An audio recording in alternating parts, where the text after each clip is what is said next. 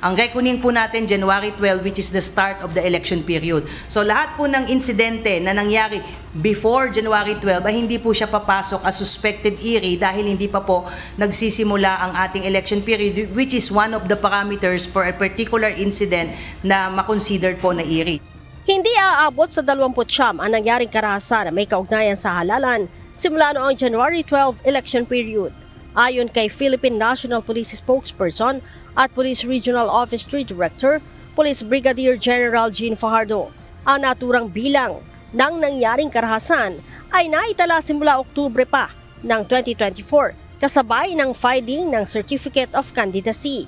Samantala, nasa 23 lamang ang naitala ng PNP na suspected ERI.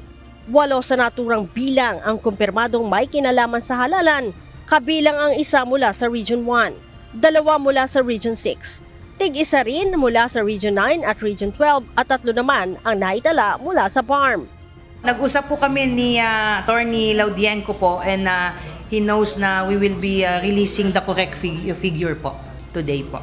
So sa validated IRI po na 8, 5 po dyan ang shooting incident, isa po ang cyber libel, isa po ang mauling at isa po involves use of explosive po. As to their status po ay out of the 8 validated IRI po, 2 po ang ongoing case build-up po. Ibig sabihin ay naisampa na po yan sa prosecutor, but in compliance po sa DC-20, yung 2 cases po na ito ay undergoing case build-up proceeding po. And then 3 po ang nai-refer na po for filing at sa korte po, and then 3 po ang nasa prosecutor's office na po.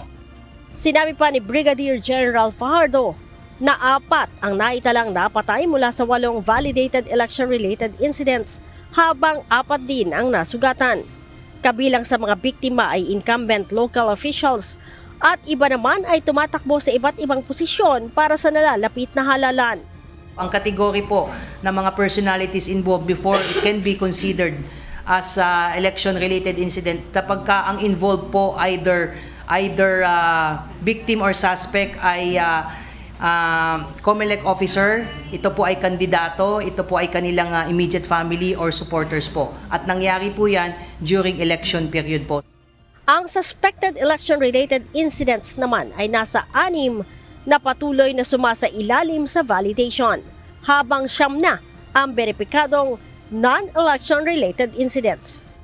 So we're just waiting for the final resolution to be issued and submitted by the respective validation committee to ascertain whether these 6 incidents may be qualified as validated IRI or non-IRI po.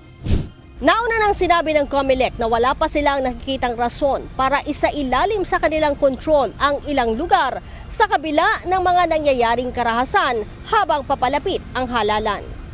Leia Ilagan, UNTV, News and Rescue. Diyos ang aming sandigan, serbisyo publiko ang aming pinahahalagahan.